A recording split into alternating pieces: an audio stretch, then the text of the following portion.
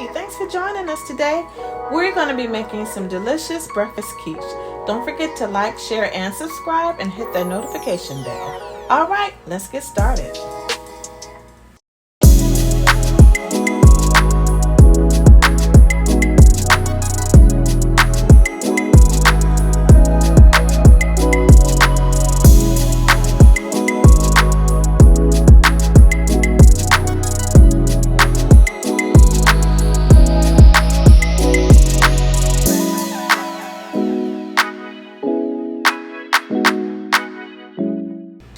So my mom is gonna start by chopping up her vegetables. We already have 5 green onions cut up and 1 red bell pepper cut up. This is a medium to large size onion. We usually go for a medium onion, right? Because we're not gonna use this whole onion. We're just gonna chop up a little more than half of it. And use it for the recipe. Yeah, I'll chop it all up and then we'll just save the rest for another day, another time. So I'm just gonna go ahead and cut it up, and this recipe is really easy, very quick recipe. Yeah, we just decided to just, hey, what should we put in it? Let's just go for the onions and peppers, and we're not gonna really add a whole lot of other ingredients to it. So. There's a lot of other things we could have added, but we just decided to stick with these few items. And then we're going to add some sausage. Yeah, we're going to brown a pound of sausage. We're using Jimmy Dean regular. Obviously, they have like a sage one and they have a spicy one as well. But we're just going to use the regular sausage one. And she's just chopping that up in the skillet.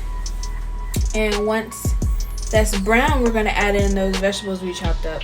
It's really easy. Just make sure your meat is cooked through, and then it'll be easier for you to drain it and get it all ready to add your vegetables.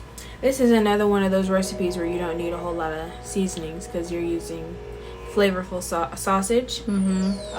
You'll see later in the video that I'm only going to put salt and pepper in the quiche, like throughout the whole entire thing. Yeah, you can add so many other things, and so maybe we could do that another time. But mushrooms would be great in this as well. That's something that I love to cook with, mushrooms. But we didn't add it today, but it's still a great ingredient for this recipe as well.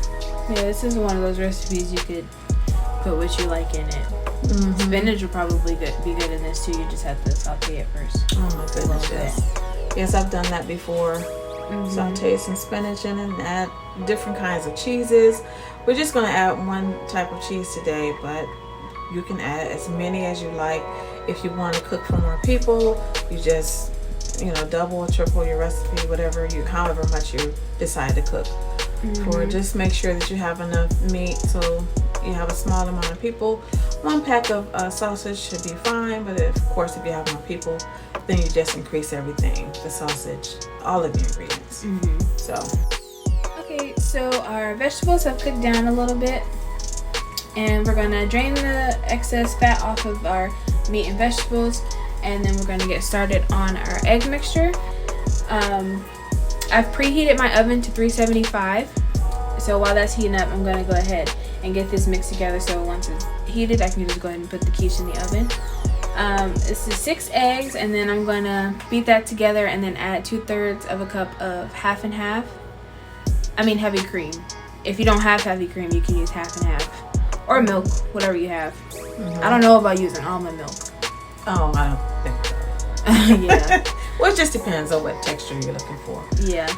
But as I was saying before, if you want to make make this recipe for more people, at this point you would add more eggs, additional eggs for however many more people you want to have, and more milk or whatever it is that you're using.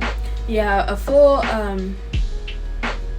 ingredient list with measurements and everything will be in the description. So if I ever don't mention anything in the video, you'll be able to find it in the description. Yeah, that's always nice. So I'm adding in my salt and pepper right now. I've already added in the heavy cream as you saw, and once I do that, once I mix this together, I'm going to add in 1 cup of shredded mild cheddar cheese. You can use whatever cheese you like, of course. Like, I love mozzarella. Yeah, I think pepper jack would taste really good in this recipe. Oh yeah, that would be good too.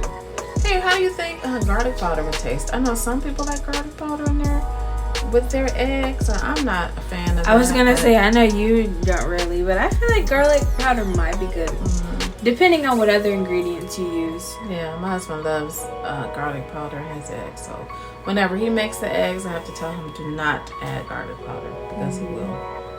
I don't like it. But yeah, okay. Okay, so now I want to talk about why it's important to drain your meat after you cook it. One time I didn't because I thought I didn't see a lot of fat in the pan after I cooked it, and once I poured the egg mixture in the pie dish, you could just see all of the fat floating at the top of the egg mixture. It was not a good look. Right. So ever since then, I started draining my meat every single time. You can also use turkey sausage to prevent that because it's less dry. I mean, it's more dry than regular sausage. That's less fat in it. That's a great option too. So now I'm just mixing all the cheese in because it kind of rested at the bottom of that bowl once I put it in there and mixed it around. It makes really good though in the end. So it cooked for about 25 to 30 minutes in the oven. It burned really well though. Oh, look at that. Looks good, Ricki. Thank you. So if you guys can think of any other ingredients to use in the quiche, let us know in the comments below, and we might use them in a future video. If you enjoyed the video, don't forget to like, share, subscribe, and click the notification bell so you'll know when we post our next video. We hope you guys have a great day, and see you later. Bye.